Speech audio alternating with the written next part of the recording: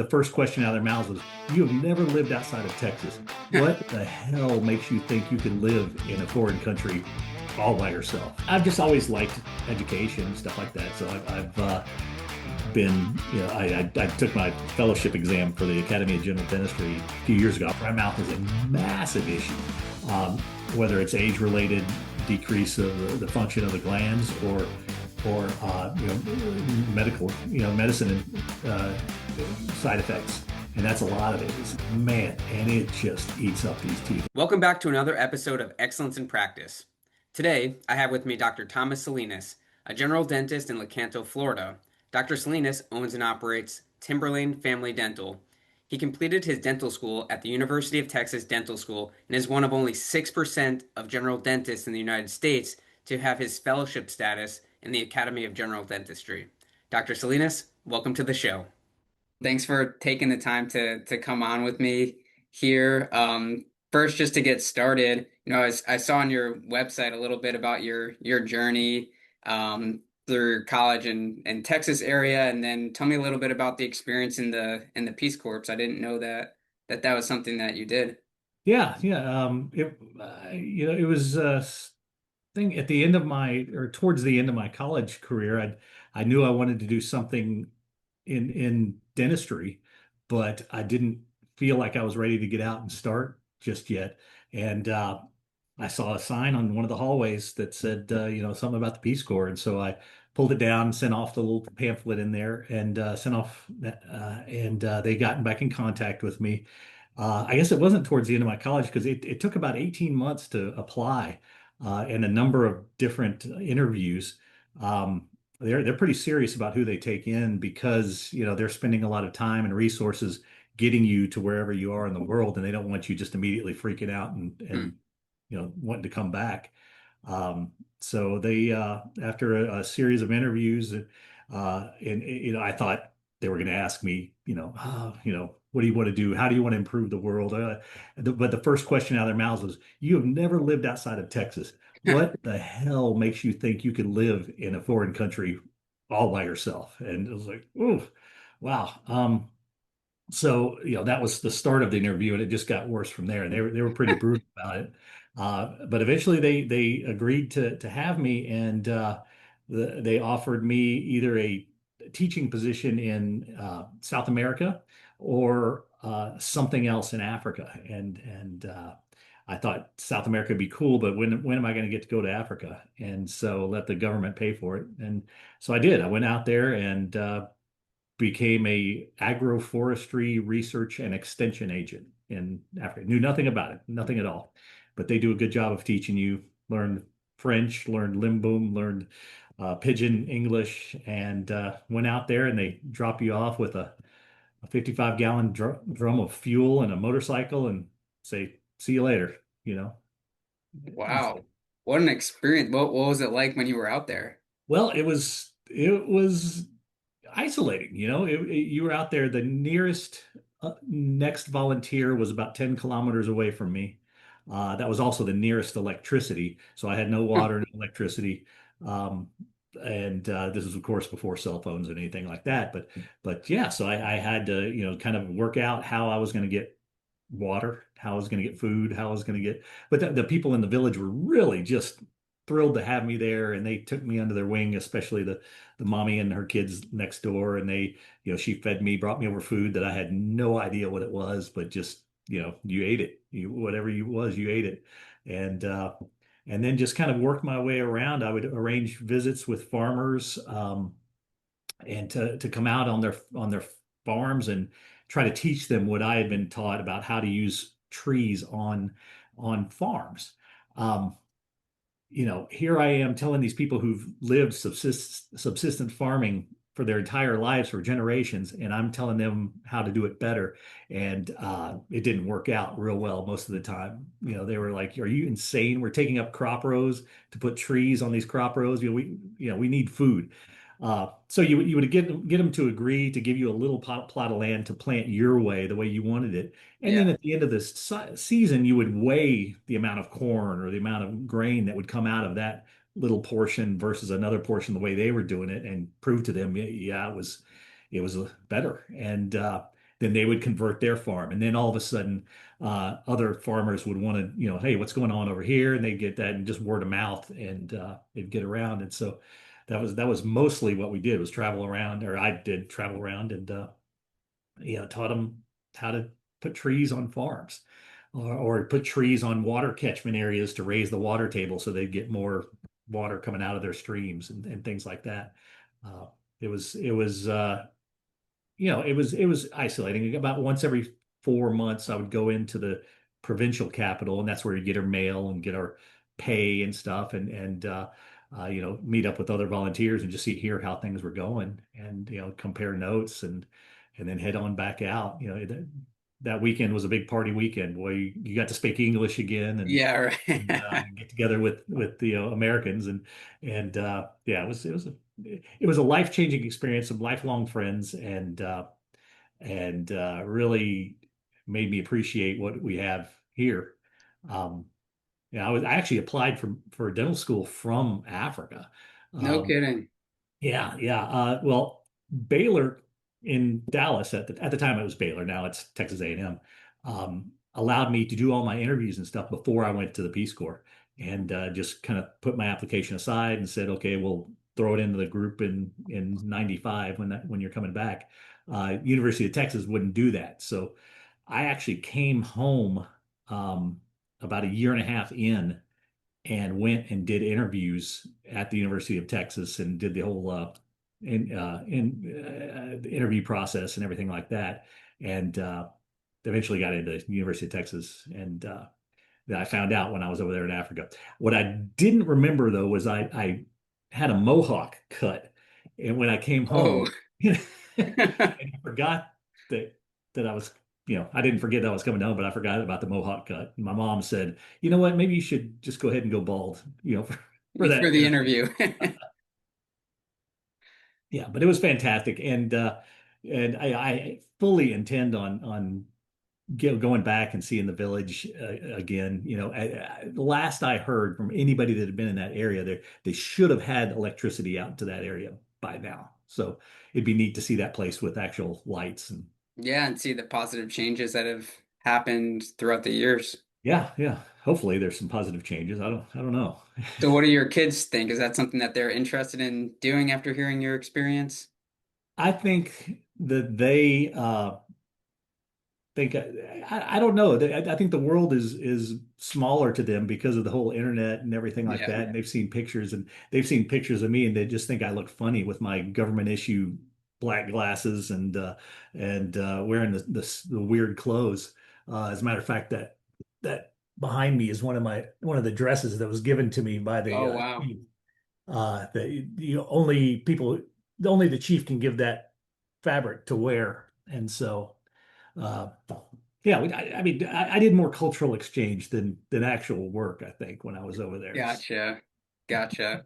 So what got you interested in the dental field? Did you have experience in the family? What drew you to that career?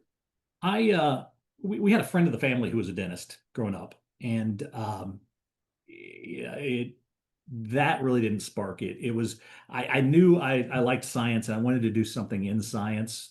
I'd kicked around the idea of med school, but that just wasn't going to work for me. And so I think it was between my freshman and sophomore year of college, I was home and seeing going for my regular checkup at my regular dentist at that time, and she asked me what I was going to do, and I said I have no idea. And I was thinking, research biology, mammalogy, marine biology, all these other biologies. And she said, well, why don't you come up here and hang out for a little while, and see if you like it. And so I did. She actually gave me a job over the summer. I worked at the kind of the front desk and did the old paper, bookkeeping and stuff like that. And then she pulled me in back and had me assist her for a little while. And I thought, okay, this is pretty cool. I think I could do this. And so from that point on, my focus became dentistry. Awesome. And I know that you've been pretty involved in continuing education and you're involved in that research group. Tell me a little bit more about that, how you got involved in it, and kind of the stuff that you're doing throughout the year. Yeah, the that group is called the Wohler Research Group, and it is the oldest dental study club uh, in the nation, and it might be the world. I don't know. Yeah, but it was founded back in 1965 by a group of 8 dentists from Florida. Back in those days, continuing education was not a thing. Once you became a dentist, that was it. You were out and kind of on an island on your own, except for maybe the local societies and things like that. There just was no continuing education. And these 8 dentists would get together once a year. They would do their own research in their own offices and present their research to each other at this week-long meeting, and then they would publish it into almost a journal and just distribute out the journal however they wanted. Um, Somewhere along the line, I don't know when, but continuing education started becoming a thing. And so then they started bringing in speakers. And then other people wanted to hear what they had to say or get involved with this continuing education. So they started inviting guests to come in and started having more meetings a year. Um, and some of the guys that are still in it now started joining. I think I saw one of them was in it in 1974 or 75. He came into the group, and it is just a group of dentists. We run between 20 and 25 dentists who uh, we make all the plans. We decide what we're going to hear about. We decide where we're going to go. It's evolved into 3 meetings a year. Uh, 2 of them are weekend meetings somewhere. As a matter of fact, in April, we're going to be in Savannah. Just a weekend meeting. We've got an all-day Saturday lecture and then a half-day Sunday lecture. But we'll go in on Thursday and maybe play some golf, maybe do some fishing on Friday, get a little camaraderie. Um, and then in our September meeting is usually our big meeting, and that's we invite the spouses to come um, because it's going to be someplace cool. This past year was Portugal, and we took the Wow. kids to Portugal.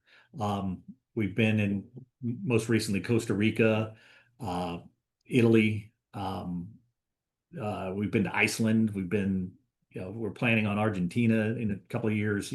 It's just wherever somebody wants to go. We're sitting in our meetings. Okay, where's this next meeting going to be? Where's this next meeting going to be? And somebody brings it up. Okay, you're in charge of the meeting. You have to arrange all the hotel arrangements. We don't have somebody that does all that for us. We all do it ourselves. But it's really about getting together and talking. We have a hospitality room up at every meeting where I have learned more about dentistry in that hospitality room, picking the brains of the old guys uh, that I have in the actual meetings. There we've got guys who Medicaid dentists, guys who own multiple practices, specialists. We've got orthodontists, we've got pedodontists, we've got a few endodontists and a couple of oral surgeons that come. It does really nothing for them. A lot of pedodontist doesn't care about implant placement and stuff like that, but they get to stay involved with what's going on in dentistry and what their colleagues are doing, and so that they've got an idea. Especially the oral surgeons really are the ones who have benefited a lot, and they say that they now know what the general dentist needs when they're they can slap an implant in anywhere and get it to hold up. Then it's our problem trying to make it look like a tooth and work. Right. um, and so they've learned what they need to do to make our job easier and to make their referrals better or happier. But Yeah, it's it helps with that collaboration. yeah, yeah. And then I've just always liked education and stuff like that. So I've been, I took my fellowship exam for the Academy of General Dentistry a few years ago. I wish I'd taken it right out of my residency Mm, because that's when I knew all those numbers yeah. and all this stuff. Uh, but yeah, it's like taking a boards exam for general dentistry. Um, so now I'm working on my mastership of the Academy, and that'll take some years, but And not that many dentists are involved with that, correct? The fellowship and the masters. yeah, I think just because of the amount of the fellowship exam or the fellowship is 500 continuing education hours in certain disciplines, and then you have to take that exam. It's a 2-day exam, or no, pardon me, the 1-day exam, 3-hour exam, but it it's a tough exam. Like I say, I really wish I'd have taken it when all that stuff was fresh in my mind. The mastership is 1,200 hours, and they have to Oof. be hands-on hours. They can't just be watching videos or anything Yeah. like that. So a lot of people who actually get that. University of Florida has a program where you go once a month, all weekend, and I think it's 12 credit hours each month for 2 years. You're doing that once a month, and that gets you all the hours you need. And it's a long slog. So I'm trying to do it outside of that, but we'll see. We'll see how it works out. And I'm Yeah, sorry my dogs are barking it. yeah. I was worried about the same. I have two downstairs. I locked them out here. But Yeah. I hear you about the collaboration with other doctors because typically you don't, like you said, it can be isolating. And when you get the chance to collaborate with other people, that's kind of when you learn the most. I'm involved in some different orthodontic groups, and that's often the same thing that I'm experiencing, that you learn the most just kind of sitting around chatting with people, hearing their different experiences.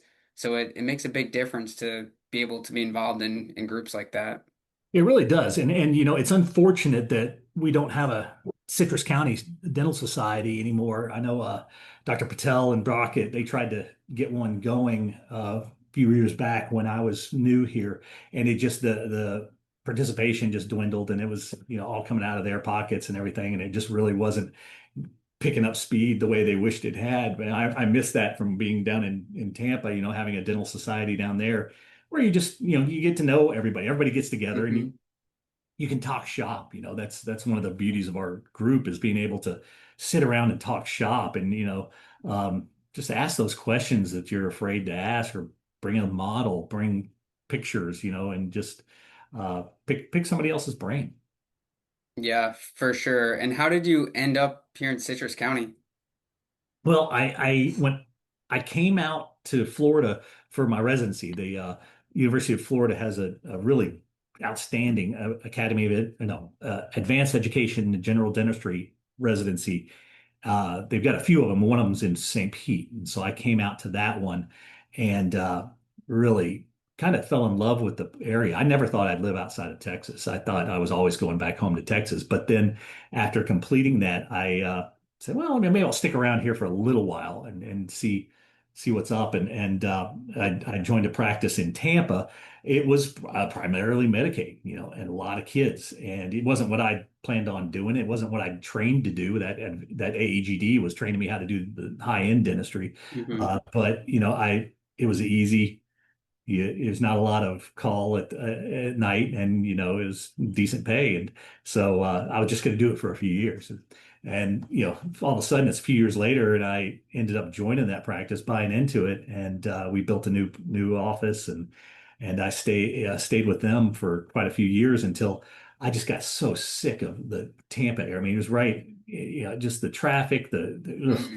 And I let my Henry Schein rep know it, and she calls on such a wide area that she said there's a guy who built an office with intent to have an associate up in Citrus County. It's in Citrus County, but go up there and check it out. Go up there and check it out. And Yeah. so I did, and it was a fantastic practice. And so yeah, I kind of weaned myself off of Tampa and joined up here and just started 2 days a week and 3 days a week, and eventually joined as a full-time associate and was and as has seen I've seen this place. We've been up here. I've been coming up here 12 years now, and I've seen this place blow up, and it's just going to get bigger and bigger and bigger. I think it's an outstanding place for anybody to come and set up shop out here for no matter what you're going to do. It's just exploding so much, and medicine in particular. There's a lot of retirees here who need a lot of medicine and a lot of Yeah, dentistry. for sure. So it's a good place to be. And now it's come full circle. You have an associate of Yep. your own. How did Yep. that come about? Well, I got to the point where I couldn't take any more patients. I think I had 6,500 active patients, Wow. and so that three full-time hygienists, and I just had to slow it down and eventually stop seeing new patients, and that's dangerous, to just close the doors and tell everybody no. At the time, there were still a few uh, private practices around. There still are a very few private practices. A lot of the Hmm. guys have sold out to corporate places, but I realized that if I was going to grow this place, I wasn't using I've got eight ops in the in the office, and hygiene's using three of them. I wasn't using five ops, so it was just sitting there empty. Let me bring in an associate, and it took me a couple of years to find one, mainly that would want to come up to Citrus County. That was the hardest sell, was that this is a place to come, and when you're young, you want to be around the all the fun The stuff, the action, yeah. activity. You want to be in the mix. Um, so, Citrus County doesn't necessarily, it isn't maybe the draw that we think it is. Once you get older with kids, it's a fantastic place to raise kids, great schools, you can get a lot for your money as far as home wise and business wise and things like that. And it's expanding. There's a lot of opportunity here. If you want to, delve into real estate or anything else, you can do that here. And so it took a long while. And Diane Greb, she's a fantastic dentist, great dentist, technical dentist, and she's great with patients, and staff loves her. And she's young and's got, all the energy in the world. I mean, she's driving my staff insane by just wanting to do same day treatment. Okay, let's do it. Let's do Yeah, it. Let's get do it it. going. Yeah. And my great hope is that we keep her here, and she sticks around for a good. She's been here almost 2 years now, so hopefully that's settled. Yeah, and we've got her almost. I wouldn't say full up, but probably two-thirds full there. I mean, just by opening the doors to new patients again. Yeah, you're able to get a full another set of patients for a Yeah, second doctor. yeah. And we've talked seriously. I may need to bring on a fourth hygienist because we Wow. can't, her new patients, we can't get them in for a few months to get cleanings. So, oh, God help me dealing with four hygienists. Yeah, good Oh, problem to have there's though. evidence out there. But Yeah, if you can find one, right? yeah, exactly. Exactly. So We've what are you had a lot of issues seeing? with staffing. I mean, that's Yeah. staffing is big, and it's a problem out here. We have had you two of my staff have babies within a week of each other. Oof. We had one that's having immigration issues because she's a foreign trained dentist actually, but the Yes. hygiene. And so we trying to get people in to fill in for that is almost impossible. And then in full time, I mean, it's so hard to find the right people anyway. But when you've got a limited pool of to draw from, we're cannibalizing from other offices. Right. Yeah, it's tough enough in some of the bigger markets, let alone when there's not as much, in the talent pool with people that have the skills that you need. Yeah, There's a yeah, lot of doctors, not a lot of people that can help. it's exactly right. And you know, uh, what's helped honestly has been the corporate places. As much as I hate them, and edit this as you will, but Yeah, I think that they're a detriment to the profession. Uh, we get a lot of our best staff from there because they they get don't there, like it. Yeah, trained up, and they hate it. And so, but I understand, why they're here and why they're growing. It's, the cost of dental education is out of hand, and the ability to get a job straight out of school that's going to pay you enough, and maybe even potential for reimbursement for schooling for your school loans is huge. So I understand the draw as a new dentist to try to do that. yeah. I'm sure it makes it difficult for those doctors who probably had different aspirations coming out of school to say no to an offer from a corporate office. Yeah. So it's and I worked with the husband wife team that graduated from NYU, and they were each 500,000 in debt for 4 years Oof. and how are you going to buy a practice with that kind of debt looming over your head? Forget buying a house or anything like that. All the things you want to do. It makes it real, real, real tough. I know the American Dental Association has been pushing hard for some sort of tuition reimbursement for underserved areas. Right. There's always been the Indian Health Service programs that one of my old partners, he did that, went out to New Mexico for 4 years and Hmm. erased his student loans. And got all the kinks out and got his speed up and everything, and came in. Ready to rock and roll. Yeah, yeah. How have you noticed the changes with corporate dentistry over the years? You know, being here now, what, for 12 years?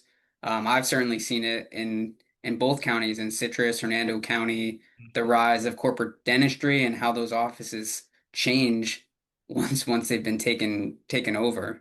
Oh yeah, yeah. I've got I think three employees now that came directly from offices that were private that sold out to corporate, and they all described the same thing. You know, they corporate, and some of these were DSO that were more surreptitious. You know, they weren't just all of a sudden hanging out Aspen signs or Right, the invisible DSOs. yeah, exactly. Yeah, And say, oh yeah, nothing will change, nothing will change. We're just gonna yeah. and help you with the books and help you with buying supplies and everything. And then all of a sudden, well, you don't probably don't need those burrs. You could probably squeeze in another crown right there. You could probably, and then all of a sudden it becomes quotas, and well, we're not getting enough out of our hygiene department. We need to be doing more scale and root planing, and then all of a sudden every friggin' patient has a Everyone full. needs a deep cleaning. Yes, everybody needs a deep cleaning. I've had more than one patient who I've seen them since they were kids, and they go off on their own, and they come back and they're this is a treatment plan. They get off on their own, they got their own insurance, they're moved away, but they brought back treatment plans saying this is what they gave me. I need four quads and 60 spots of Arrestin, and like no, yeah, this is ridiculous. Just the overselling of dentistry, the selling of dentistry and all. And I know I come from a position of privilege in that my patient base, uh, you know, but I think it comes from them trusting me that, if I tell them they need something, they're gonna hear me and understand. But I also tell them why. I don't just sit down for 2 minutes and go, you need this, this, this, this, this, this. Um, it's it's when you've got more not working class, working age folks. You see a lot of the kids and their parents are working and things like that. My patient base is heavily retired, so they've generally had good dental care for most of their life. But you get the working age patients coming in who, uh, you know, I don't know. I don't want to say they're less trusting of us, but you've got to explain it to them more that what they need and why they need it, and a lot of people are more savvy. I had a patient today tell me they chat GPT'd something that I'd said. They had questions about it, and turning my words back on me. So Yeah, I keep yeah. careful what I say. I was actually going to ask you that. Do you find that people are coming in more informed about dentistry, about oral health problems than they had in the past? They have, and it's some of it's not silly, but overkill. Hey, I had this little pain back here. I think I might have a tumor in my jaw. Or, Right. Dr. Google tells them they got a tumor, or they've got a severe crack, a root fracture, or something like that. And they've got, but a lot of them will, investigate what I tell them, and that's fine. Go look it up. That's fine. But there's so much bad information out there.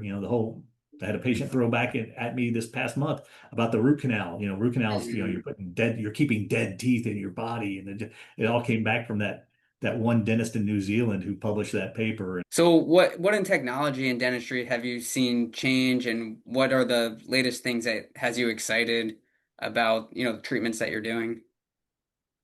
Um, the most impactful has definitely been materials wise, some of the materials that we make crowns out of now. Hmm.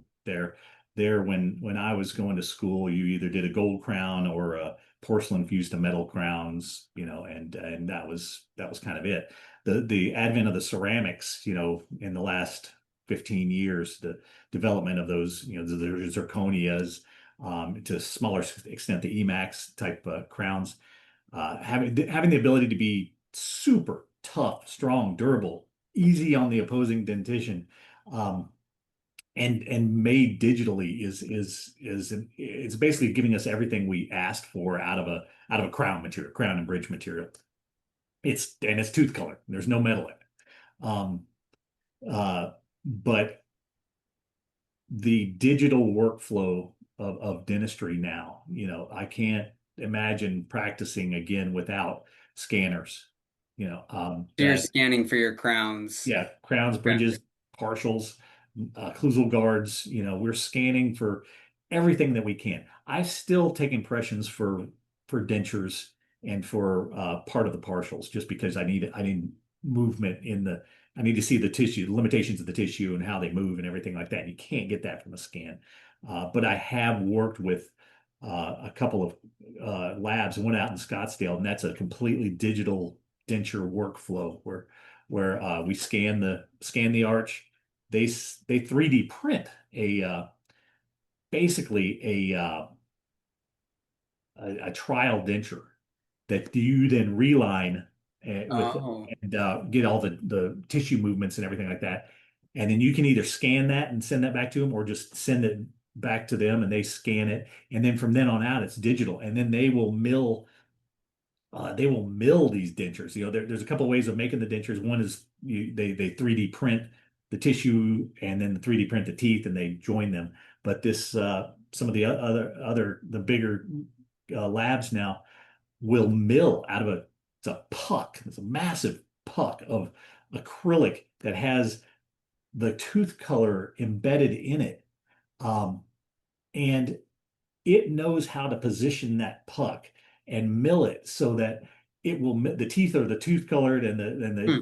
tissue is the tissue colored, and it's all out of one puck of acrylic that's processed in such a way that it's 8 times harder than regular acrylic, but it's Wow. still acrylic. You can still adjust it the same way. You can, if it breaks, you can add to it, but it's so hard that they're just not going to break, and teeth don't pop out, Hmm. you know. And so, and the ability, I'll get people coming in that need a denture. They've had a denture for 20 years, never had it relined, everything. And you look at it and how in the Are heck you does this using this thing? this looks like it's made for somebody else, because it was them 20 years ago, and they just want the teeth changed, or the teeth have gotten dingy or something like that. And a lab like that, I can scan that denture, send it off to the lab, and they can reproduce the intaglio surfaces exactly Wow. like their own denture, but just with some new teeth. And the patient will throw it in there, and it feels like, feels perfect for them.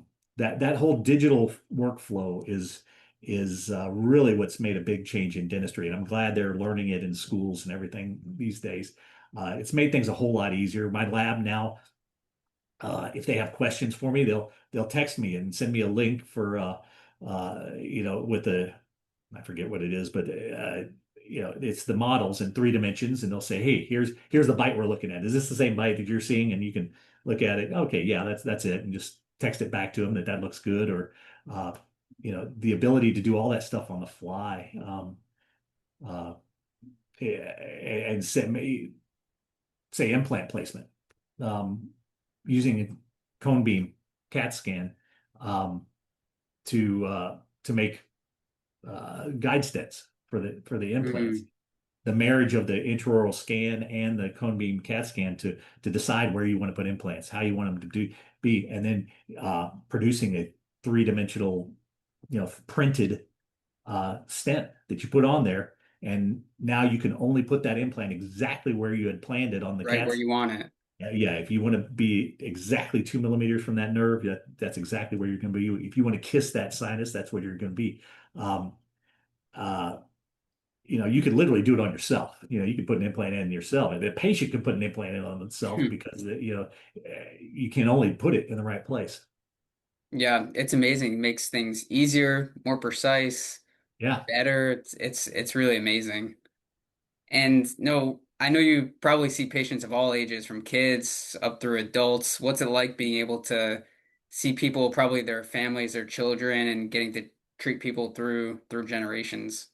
It's fun, it makes me feel old a lot of times, when they come back, and I'll see them it's the summer and Christmas time, is when we see a lot of the students after they go away and realize, holy crap, man, you're getting ready to graduate from college. I'm asking them what they think they're going to study, because I just remembered them just going off to school, and now they're getting ready to graduate or getting married or something. it's it's been wild. And unfortunately, on the other end of that, we've got patients that, get old and we see them, slide into dementia or something like that. So we're really there with you see these people for such a long time that uh, it's you're seeing the whole spectrum of it, and that's one of the fun things about dentistry too, is seeing families for such a long time and getting to know them and seeing them out, even though it's usually when I've been working in the yard and I got to make a run to Lowe's or something like that, and I'm all sweaty and nasty, and that's when I'll see all the patients Yeah, that right. yeah. Do you have a particular story that kind of stands out to you as being memorable about a patient, treatment that you did? Maybe something particularly impactful? There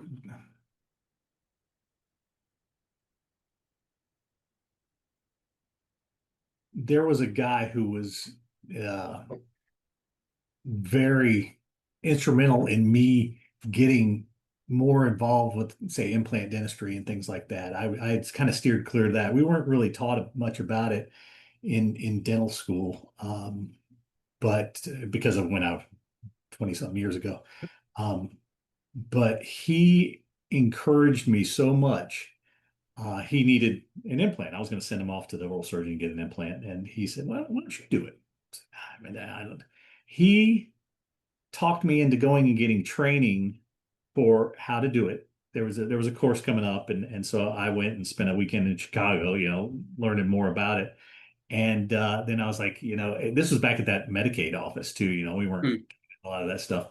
And I said, well, I don't have the equipment to do it and everything like that. And he said, well, how about I front you the money for all that? And you just give me all the implants that I need. I'll buy all the equipment. I'll buy the stuff like that. And you just when I need an implant, you give it to me. Well, sure. That sounds like a great deal. Yeah. Interesting.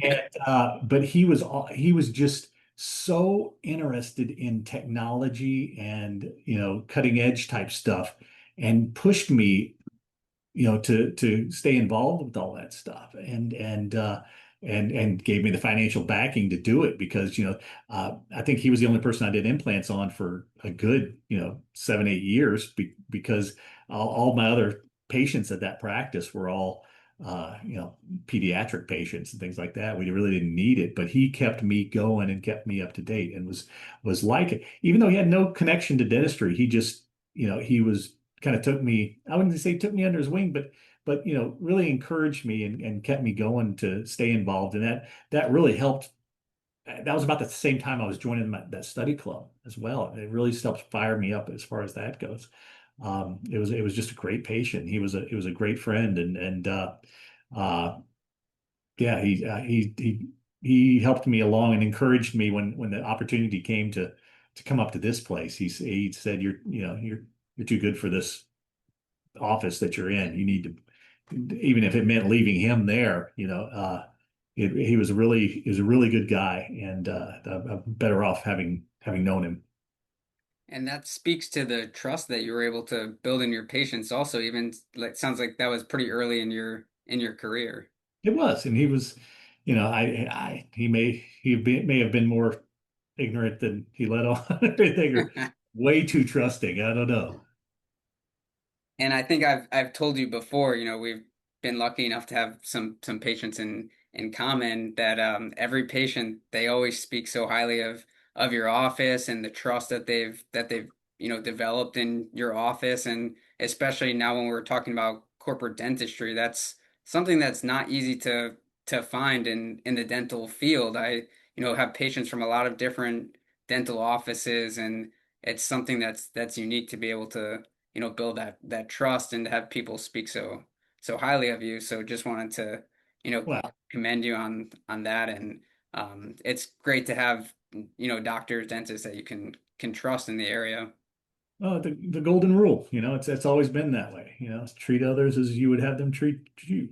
It's just and I know that I've got the luxury of sitting down and talking to people. I don't have a corporate overlord, making me, giving me quotas to do things and stuff. Like I don't feel that pressure. So if I can sit there and talk until my staff comes and grabs me and physically pulls me out of the room because I'm talking too much, Um, I have that luxury, and it's just people. A lot of these people just want to be heard. You know, it, I, I just had one the other day who sat there and told me about all of these problems, one of which I could fix. And Yeah.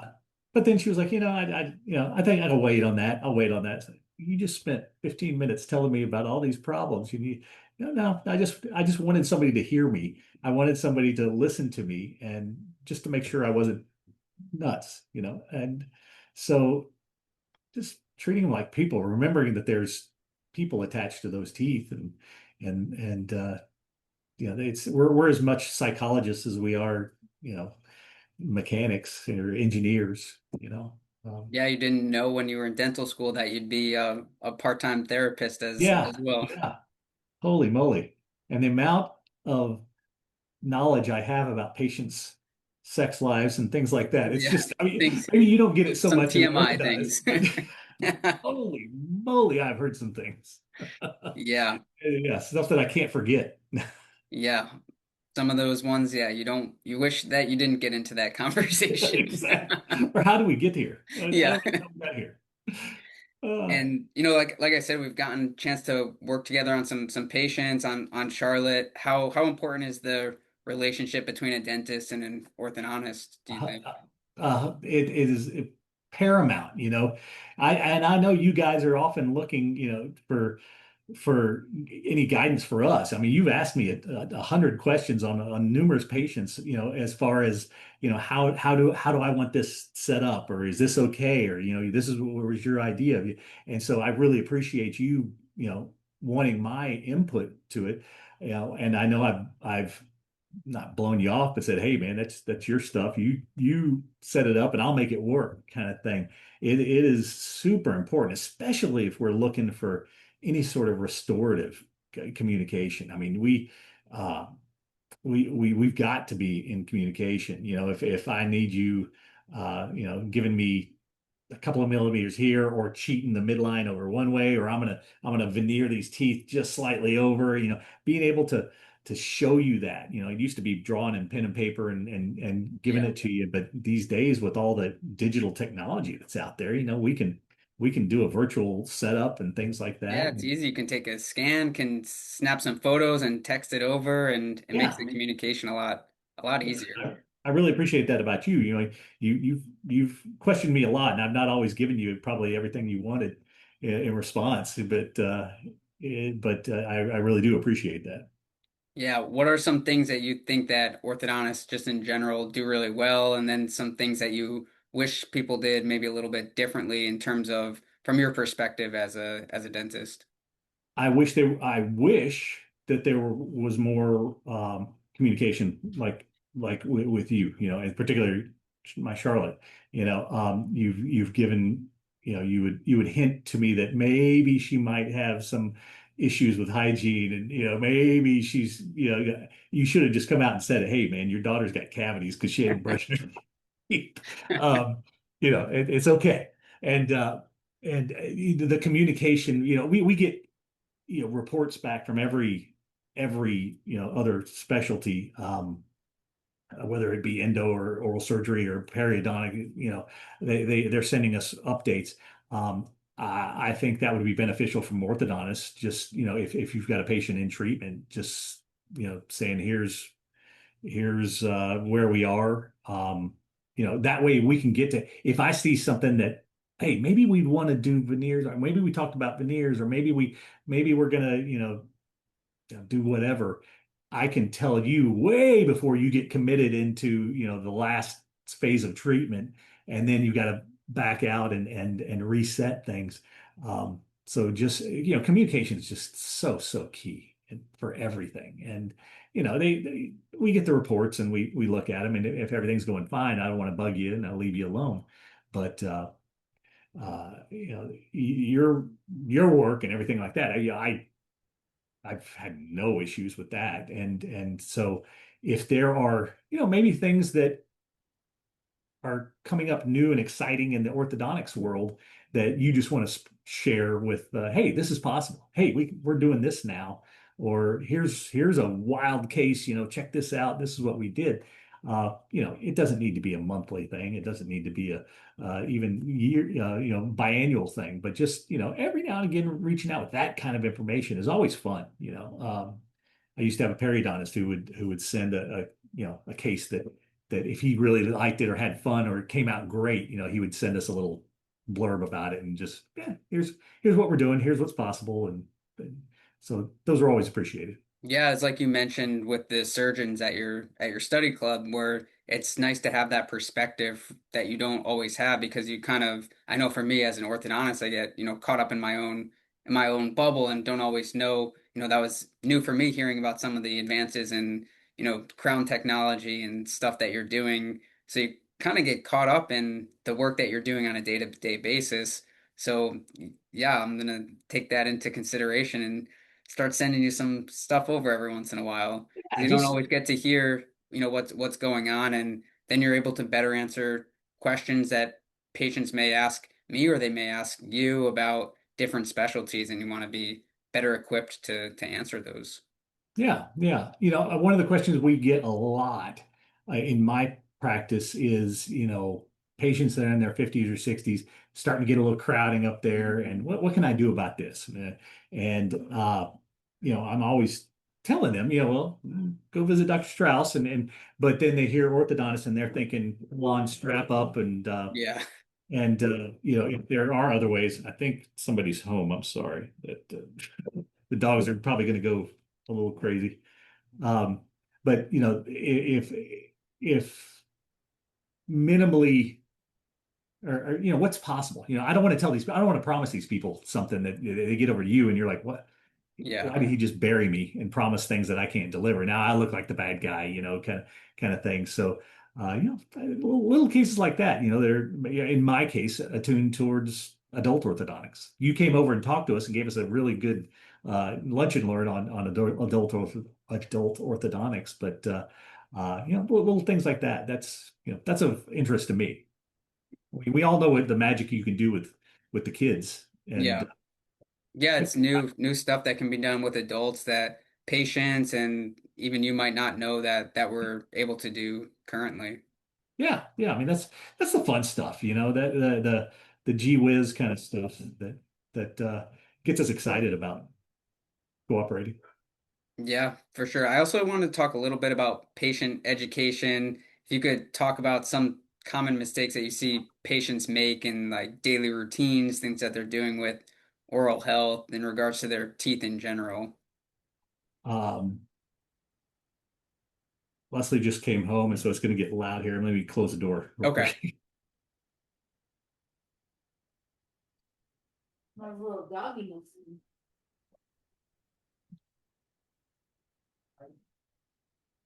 Now they know it's all doggy muscle. Okay, sorry about that. So mistakes that patients make are most often ignoring symptoms, I think. Yeah, ignoring symptoms that it'll go away, it'll be okay. Um, and waiting until they've got a blown out face or Mm, something like that. Um, my, I, again, my patient base is pretty well dentally educated, uh, but there are, you know, the thought that they can just ignore it and it'll go away, it just that doesn't work in dentistry, you know, that you don't heal in dentistry. Um, there have been more and more alternative dentistry technique type things that people have gotten involved with, that I don't I haven't seen the evidence that it's true. I'll be real careful this is about. like holistic type Yeah, of, yeah. Um, until I see it in the journals and things like that, maybe, and that's fine if they're not hurting anything. If these, if they've got perfect hygiene anyway and everything, do what you want. Put all the oil in your mouth you want. Put right. candles in your ears and everything else. But if what was it? Oh, vinegar, apple cider vinegar. People were holding it in their mouths. I had a couple of patients who were holding it in their mouths and they were getting erosion of the enamel. This is just acid, acetic acid they're putting on their teeth and just holding it in there. And but it was supposed to draw out toxins and things like that. And but Interesting. I hadn't they were heard that getting one. oh, and they're getting the white halos around the gum line. What are you doing? Are Right. you drinking Mountain Dew all day long or what? No, no, no. Finally came out. Oh yeah, I have take a lot of apple cider vinegar and and let it sit in there and it draws all the toxins out of my gums and then I spit it out and but they were letting it sit on their teeth for you know that's hard to come back from. Interesting. I had heard about like shots of apple cider Yeah, vinegar yeah. for general health. I've never heard of the Yep. gargling or Oh yeah. This couple was holding in their mouth to wow. draw out toxins.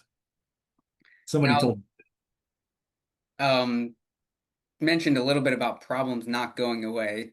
What about the importance of preventative care versus treating issues once they come up? I'm sure you get patients that have come in when they have a problem, but are not like routine patients of your office coming yeah. with routine checks. How important is it to get that preventative care?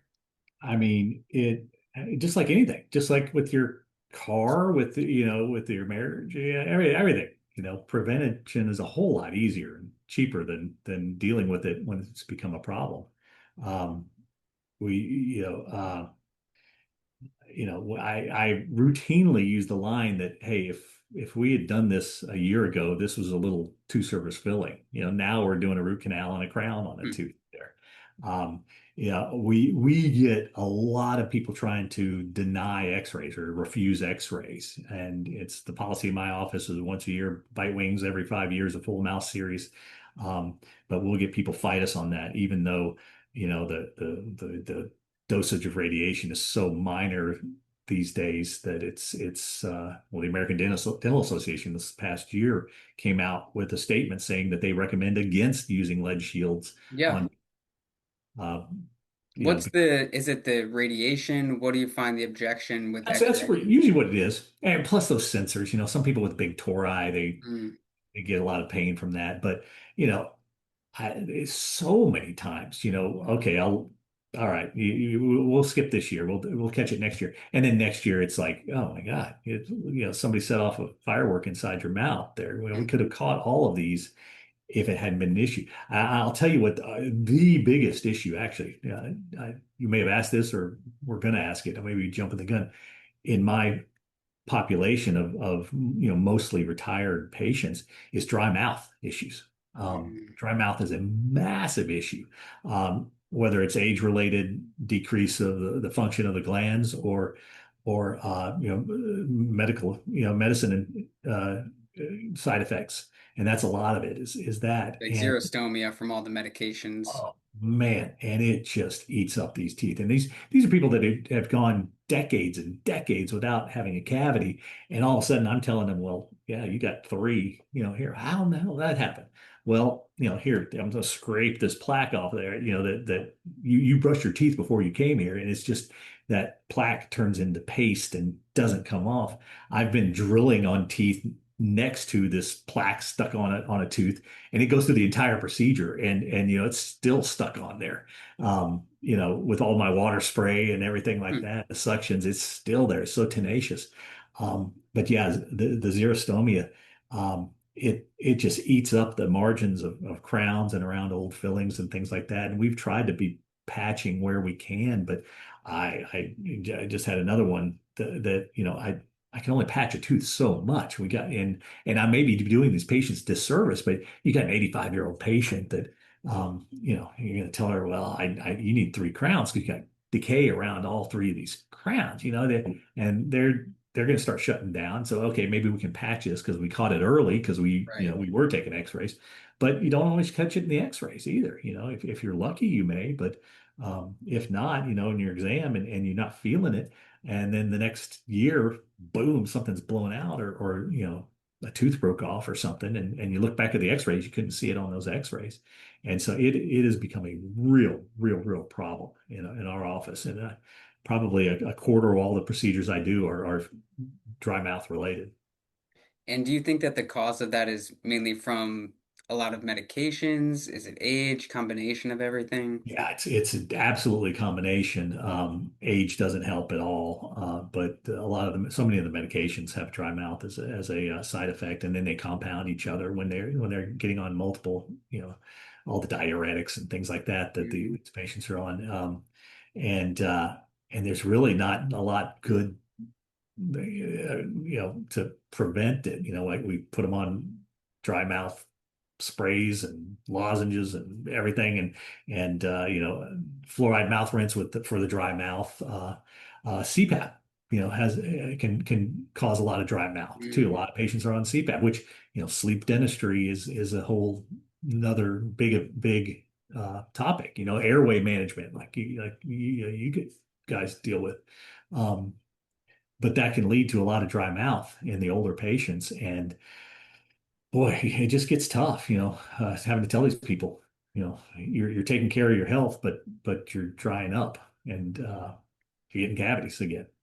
yeah, and patients probably don't necessarily think of it that they're going through this. They might not even know until they actually have a problem with their tooth. Yeah, yeah, yeah. They're getting sensitive when I drink something sweet and Hmm.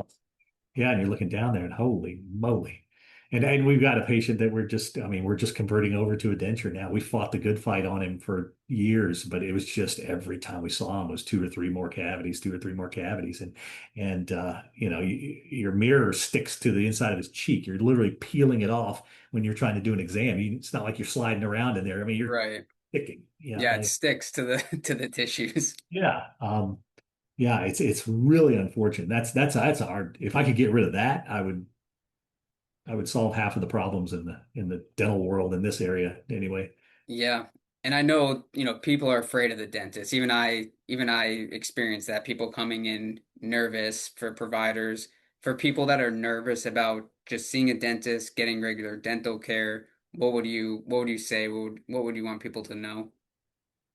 Um, that we're not there to hurt you. We don't want it to cause you any pain any more than you want to have pain in your mouth. And yeah, it's a vulnerable position when you're laying back there with your mouth open. You got strangers sticking four hands worth of tools in your mouth, but know that we're doing the minimal amount that we can to get in there and work on you, and you'll make it easier on yourself if you make it easy on us.